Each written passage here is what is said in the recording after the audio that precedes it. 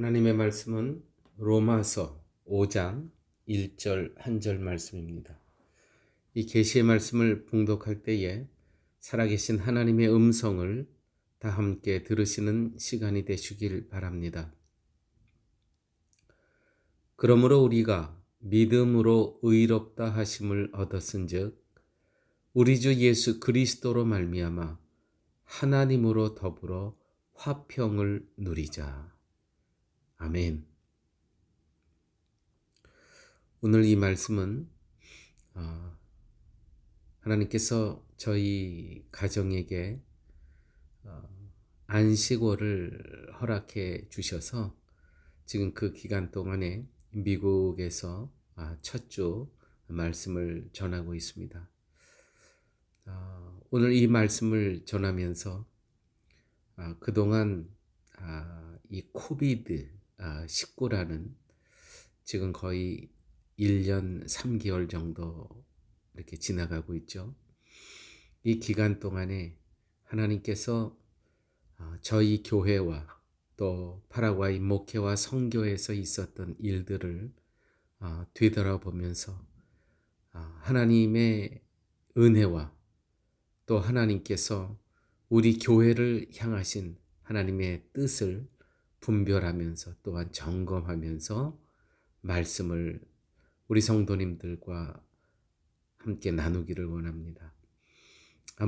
아무쪼록 이 말씀을 통해서 우리의 지금까지 달려왔던 그러한 삶을 점검하시고 또 앞으로 우리가 가야 할 그 길, 그 방향과 각도를 점검하시는 그러한 귀한 시간이 되시길 바랍니다. 오늘 말씀 이렇습니다. 그러므로 우리가 믿음으로 의롭다 하심을 얻었은즉 하나님께서 예수 그리스도로 말미암아 우리에게 의롭다 여겨주셨어요. 믿음으로 말미암아 의롭다 여겨주셨습니다.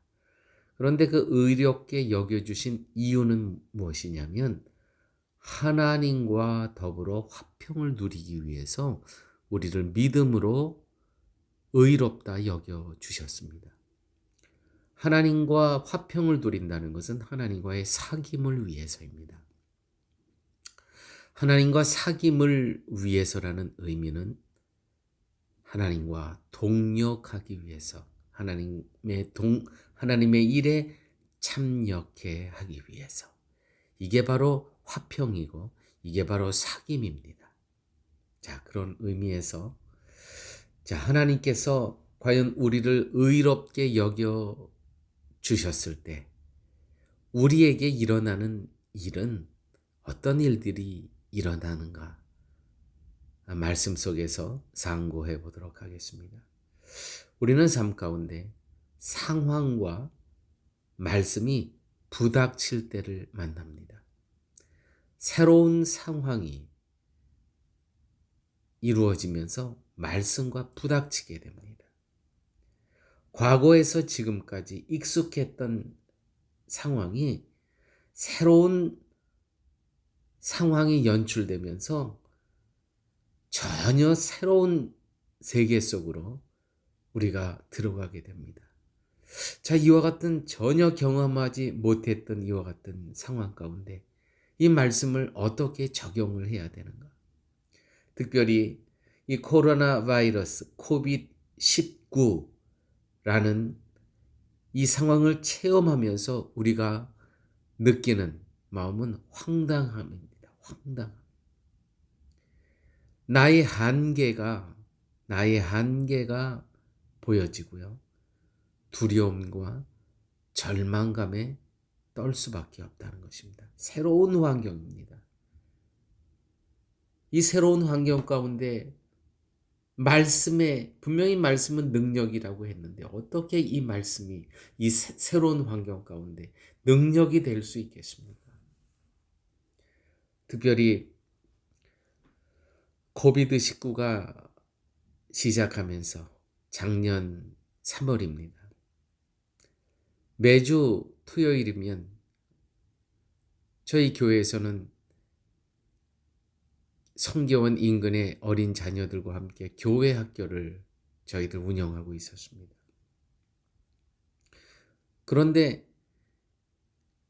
문을 닫아야만 하는 상황이 벌어진 겁니다. 정말 한심한 상황이죠. 아니, 이런 일들을 누가 생각이나 했겠습니까? 우리 성도님들 다 각자의 삶 속에서 얼마나 황당한 체험들을 하셨습니까? 이렇게 3월달, 4월달, 5월달, 3개월을 참 한심한 상황을 보낸 거죠. 하나님 앞에 자꾸 기도하는 시간이 길어지면서 자꾸 낙심이 드는 겁니다. 그럴 때 어느 날 하나님께서 이 말씀으로 저를 일으켜 세워주셨습니다. 요한복음 14장 27절 말씀입니다. 평안을 너희에게 끼치노니 곧 나의 평안을 너희에게 주노라. 내가 너희에게 주는 것은 세상이 주는 것 같지 아니하리라.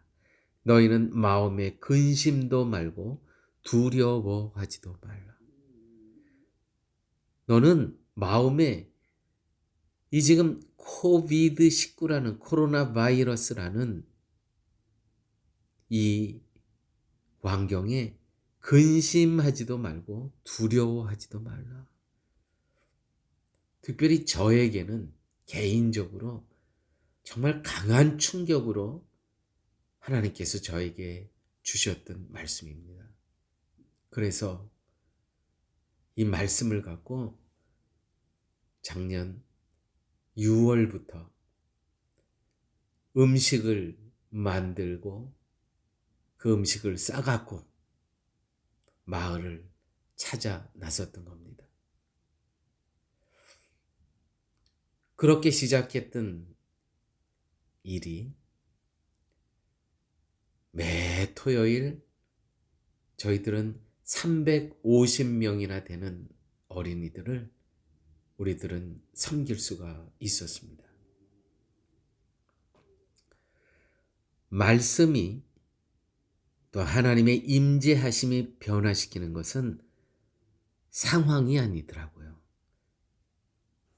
두려움과 떨고 있었던, 근심했던 저를 변화시켰다는 겁니다. 하나님의 말씀과 하나님의 임재하심이 상황은 변화시키는 것이 아닙니다. 상황은 그대로 있습니다. 코비드19라는 우는 사자와 같이 덤비는 코로나 바이러스가 여전히 있었습니다. 그러나 하나님께서는 근심과 두려움과 절망감에 떨고 있는 저를 말씀으로 변화시키셨습니다. 그래서 일어날 수 있었고 350명이나 되는 어린 영혼들을 우리는 섬길 수가 있었다는 것이죠. 이것이 바로 상황과 말씀이 부닥쳤을 때, 상황을 버리고 말씀을 부여잡았을 때 결과라는 것입니다. 열매라는 것이죠. 아이들이 자기 집에서 쓰는 냄비들을 갖고 와서 몇 명 원하니 물어보면 어떤 아이들은 2명이요. 어떤 사람은 3명이요. 어떤 아이는 5명이요. 우리가 그걸 다 퍼줍니다. 사랑하는 여러분, 하나님의 말씀이, 하나님의 임재하심이 변화시키는 것은 상황이 아니에요. 나를 변화시키는 것입니다. 내 마음을 변화시키는 것이 아니에요. 두려움과 근심에 떨고 있던 나를 강함으로, 믿음으로 일으켜 세워주신다는 것이죠. 혹시 우리 사랑하는 성도님 가운데 어떤 기도의 제목인지 저는 알 수가 없습니다. 그러나 정말 예기치 못한 상황으로 두려움과 근심으로 떨고 있는 영혼이 있습니까? 하나님께서 주신 말씀입니다. 평안을 너희에게 끼치노니 곧 나의 평안을 너희에게 주노라. 내가 너희에게 주는 것은 세상이 주는 것 같지 아니하니라. 너희는 마음에 근심도 말고 두려워하지도 말라. 아멘. 또한 상황과 말씀이 부닥칠 때도 있지만 또한 두 번째, 상식과 말씀이 부닥칠 때가 있습니다. 코비드-19 이전에는 신학교나 교회 성교원에서 수업을 받고 또 세미나를 했습니다. 저희도 늘 교회에서 목회자 세미나를 했습니다. 이것이 상식 아닙니까? 어떤 신학교를 운영하려면 신학교가 있어야 되죠. 교실에서 해야 되죠. 또 목회자 세미나를 하려면 교회 강당이나 또 아니면 성교원 강당에서 해야 되는 건 상식 아닙니까? 그런데 코비드-19는 모든 상식을 뒤집어 버렸습니다. 거기서 하지 못하게 하는 겁니다. 모일 수가 없었습니다.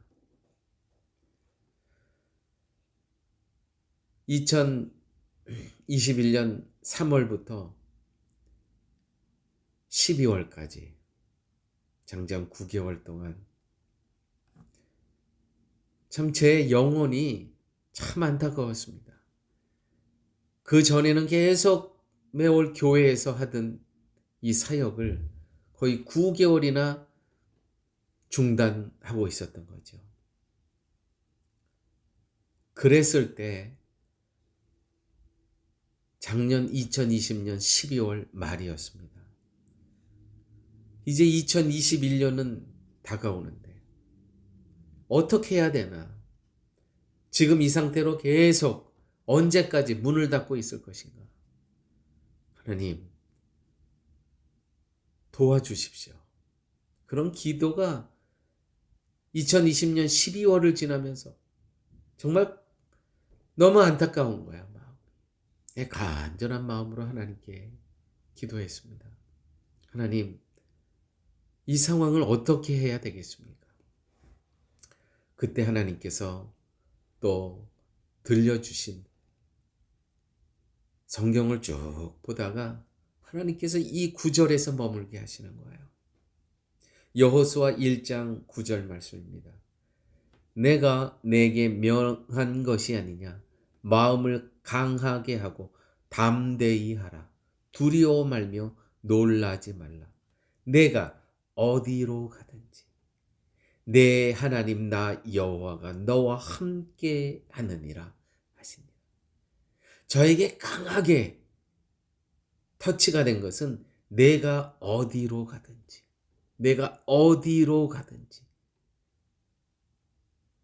이 말씀 속에서 내가 이 아순시온 교회가 있는 빌랴 엘리세만 머밀 이유가 없구나. 내가 어디로 가든지 찾아가면 되는 거구나. 내가 어디로 가든지 내 하나님 나 여호와가 너와 함께 하느니라. 내가 어디로 가든지. 이 말씀을 갖고요. 지방을 찾아가기 시작한 겁니다. 아순시온 교회 근처는 다 적색 경보에 모일 수가 없습니다. 그러나 상대적으로 그 경보 수준이 낮았던 주들, 디파트먼트들이 있었습니다. 거기를 찾아가기 시작한 거예요. 교육하기 시작했습니다. 이 소식을 알고 있는 주위에 있는 저를 아는 사역자들도 계셨고 선교사님도 계셨고 저를 옛날부터 알고 있는 친구들도 있었고 동일하게 하는 이야기가 이 목사 미쳤냐? 지금 이 상황에. 아니, 지금 이 상황이 어떤 상황인데. 제가 그 이야기를 듣고 제 마음 가운데는 그랬습니다. 그래, 나 미쳤다. 그런데 내게 분명히 주신 말씀이 있다. 내가 어디로 가든지 내 하나님, 나 여호와가 너와 함께 하느니라. 사람들이 많이 하는 이야기가 있고 하나님께서 분명히 들려주신 말씀이 있을 때 어느 것을 취해야 되는 것입니까? 설득시킬 필요 없습니다. 그건 시간 허비하는 겁니다. 중요한 것은 내게 말씀이 있는가 없는가 합니다. 사랑하는 교회 여러분, 상식과 말씀이 부닥칠 때 어느 것을 잡습니까?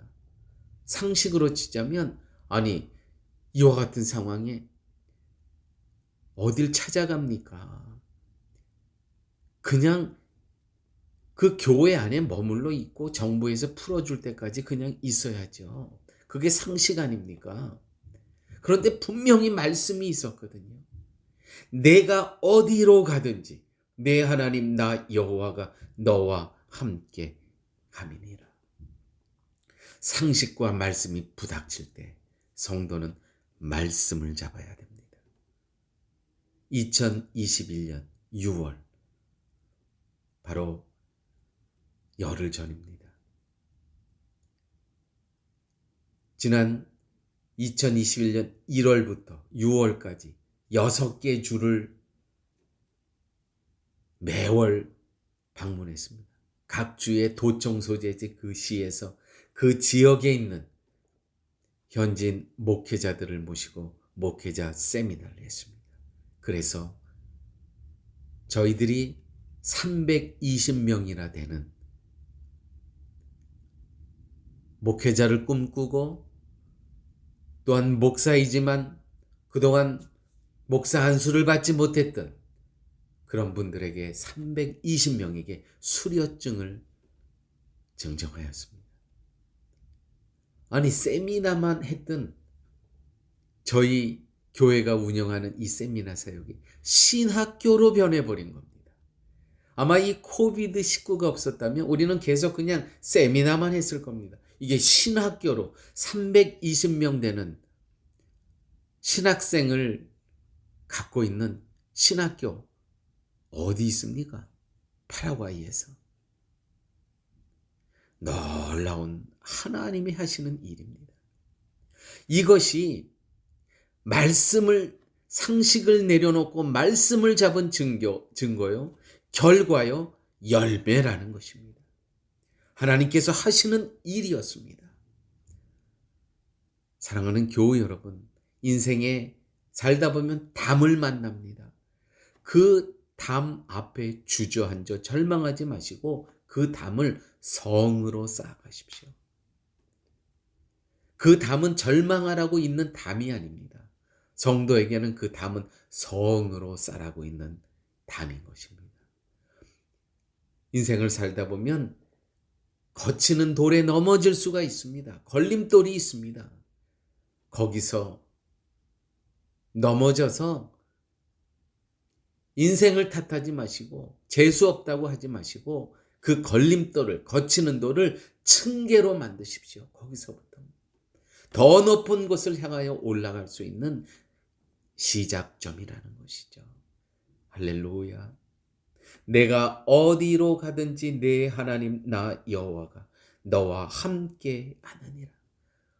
혹시 이민자의 삶 가운데 담을 만나 절망하고 계신 성도님들 혹시 계십니까? 내가 어디로 가든지 내 하나님 나 여호와가 너와 함께 함이니라. 아멘. 세 번째, 우리를 의롭다 여겨주신 이유는 하나님과 화평을 누리기 위해서, 하나님과 사귐을 위해서, 하나님과 동역을 위해서 라고 말씀을 드리고 있습니다. 그 세 번째, 나의 교만과 자랑이 말씀과 부닥칠 때가 있습니다. 삶 속에서 어느 순간 내가 교만해져요. 어느 순간 하는 일들이 그것이 하나님의 자랑이 아니고 내 자랑이 될 때가 있습니다. 그때 하나님께서는요, 멈추게 하시고요. 지금까지 달려왔던 속도에 브레이크를 거십니다. 강제로 안식하게 하시고 은둔하게 하십니다. 홀로 하나님과 대면하게 하시고요. 하나님의 리듬을 찾는 시간을 갖게 하십니다. 이건 강제로 이렇게 하시는 거예요. 달려온 속도에서 이제는 속도보다도 각도를 점검하는 시간을 허락하실 때가 있습니다. 이러한 시간, 강제로 멈추고 강제로 단절하게 하시는 그러한 방법으로 하나님께서는 저희에게, 제 아내에게 코비드-19 감염 확진자로 하나님께서 그렇게 만드셨습니다. 이 방법으로 지금까지 했던 사역을 중단케 하시고 멈추게 하시고 여기서 안식하게 하시고 은둔하게 하시고 정말 하나님 앞에서 대면하게 하셨다는 것이죠. 이 쉼표. 이것은 참 힘들었습니다, 사실은. 참으로 위급한 순간, 어찌할 바를 모를 순간, 막 숨 넘어가는 순간들이 있었어요. 다 말씀드릴 수는 없지만 옆에서 지켜보고 있는 한 남편의 입장으로서 참 힘든 순간들이 있었습니다.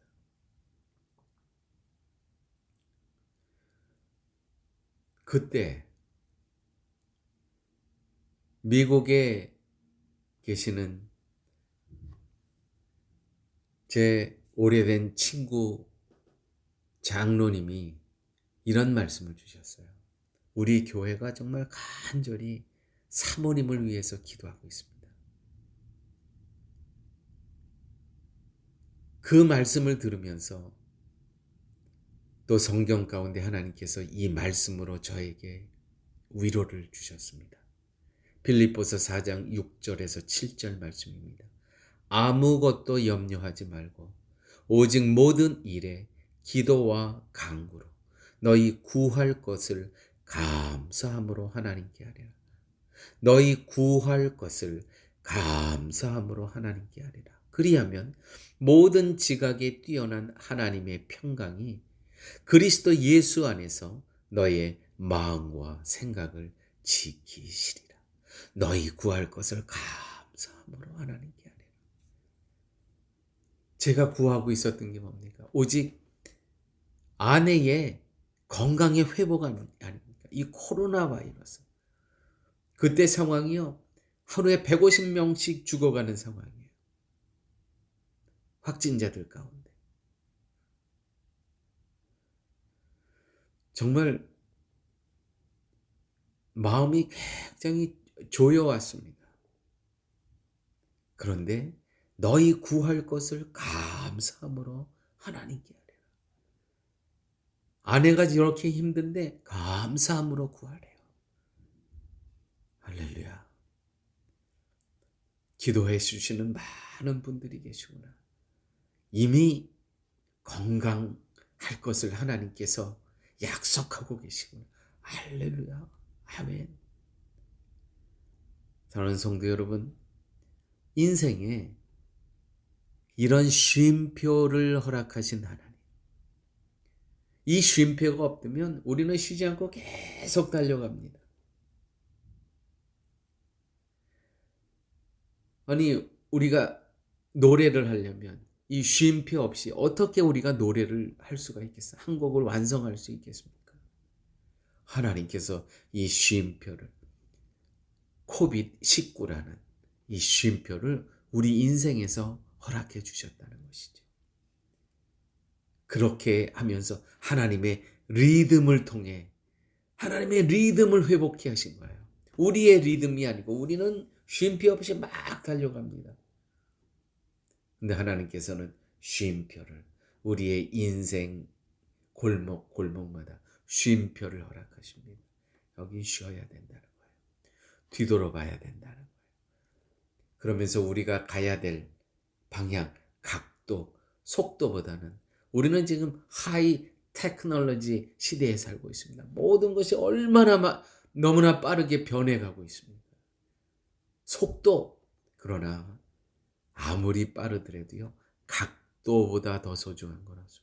방향이 다른데 아무리 빨리 가봤자 그게 무슨 소용이 있겠습니까?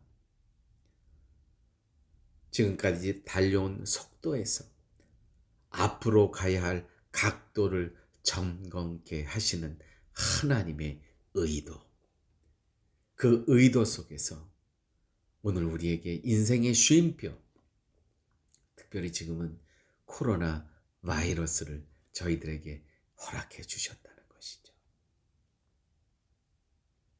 그러므로 우리가 믿음으로 의롭다 하심을 얻었은즉 우리 주 예수 그리스도로 말미암아 하나님으로 더불어 화평을 누리자. 화평이라는 것은 사귐을 말한다고 말씀드렸습니다. 사귐 무엇일까요? 하나님과의 동역을 말씀하시는 것입니다. 이 동역을 위해서 하나님께서 우리들을 의롭다 여겨주시는 거예요. 의롭다 여겨주시는 믿음으로 말미암아 예수 그리스도의 십자가의 은혜로 말미암아 우리를 의롭다 여겨주셔서 예수님께서 하시고자 하셨던 일들을 저희들에게 나누어 주시는 거예요. 얼마나 영광된 직분이며 얼마나 영광된 사역입니까? 하나님의 일에 동참케 하시기 위해서. 아무쪼록 사랑하는 성도님 여러분, 예수 그리스도로 말미암아 하나님으로 더불어 화평을 누리자. 하나님과 더불어 깊은 사귐 속에서 그 사귐을 통해서 하나님 하시는 일에 동참케 하시는 하나님. 감사합니다. 하나님. 함께 기도하십니다. 아버지 하나님 고맙습니다. 저희에게 이렇게 말씀을 통해서 우리가 성도로 하나님의 자녀로 그리스도의 증인으로 살아갈 이유를 말씀을 통해서 정확히 깨닫게 하여 주심을 아버지 하나님 감사합니다. 말씀을 들었으니 이제 말씀 속에서 하나님께서 기뻐하시고 원하시고 바라시는 그 일을 저희들이 이 땅에서 말씀 붙잡고 말씀을 승리하며 살아갈 수 있는 저희의 삶 되게 하여 주옵소서. 예수님 이름으로 기도드렸습니다. 아멘.